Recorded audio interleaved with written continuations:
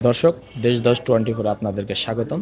আজকে আমি আছি ক্যান্সার হসপিটালে। এখানে গরিব দুঃখী মানুষ সরকারি হসপিটালে চিকিৎসা নিতে আসে।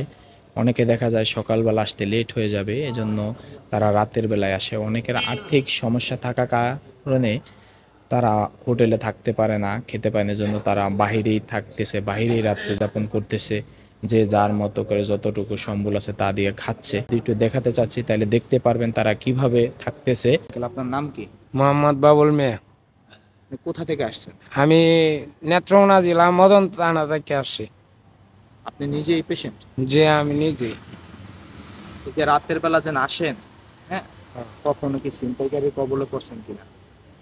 যে না, ছিনতাইকারী আমরা রুগীরা বললো আসে নাই, তবে ছিনতাইকারীর টাইমে তো আর আসি না। আমি সকাল 9টার সময় উঠছি, আর এখানে সন্ধ্যা 6টার সময় নামাই দিছি। আজকে রাতে কি খেয়েছেন? কি খেয়ে রাত কাটাচ্ছেন? না, এই তো অল্প কিছু খাইছি এই কিনে। কিনা খাইছেন? তাই এখানে কি তাই চিকিৎসা কেমন দেয় আপনাদেরকে? চিকিৎসা হইতো ওনারা যাবা সুবিধা হয় ভাই দেয়। এই যে গত তারিখে আইসি 1 মাসে সিরিয়াল দিছে, বুঝছেন? তাই এই 1 মাসে সিরিয়াল দিছে, কষ্ট মষ্ট করিয়া তাহানি লাগবে।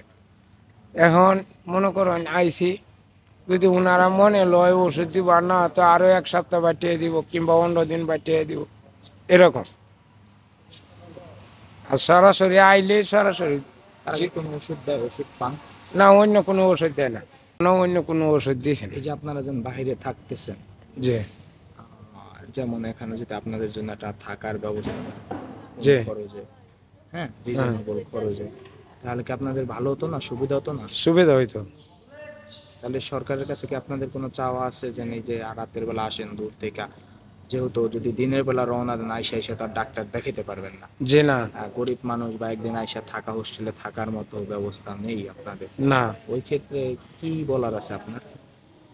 মনে করেন আমরা গরিব মানুষ, যদি একটা রাত যদি মনে করেন 100 টাকা দিয়েও যদি শান্তি মতো দিলা তাকিয়া খায়া রাতটা হওয়া নিয়ে যায়, তো একটা সুবিধাজনক হইতো।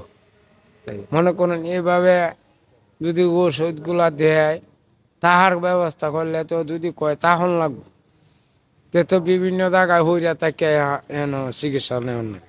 আর যদি সরকার যদি এরম একটা বাস করে আমরা দিত, আমরা গরিব মানুষ এক জেলা থেকে একদিন আসিয়া, তো আমরা তাহার মতো সুবিধা হইল।